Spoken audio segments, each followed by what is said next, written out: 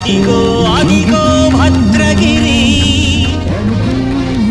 ఆంధ్రజాతికిది అయోధ్యాపురి ఏ వాల్మీకి రాయని కథగా సీతారాములు తనపై ఒదగా రామదాస కృత రామ పదామృత వాగ్గేయస్వర సంపదగా వెలసిన దక్షిణ సాకేతపురి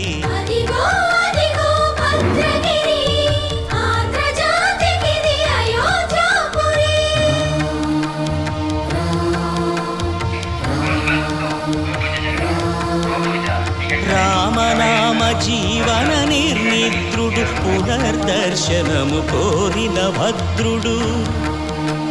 సీతారాముల దర్శనానికై ఘోర తపస్సును చేసినప్పుడు తపమును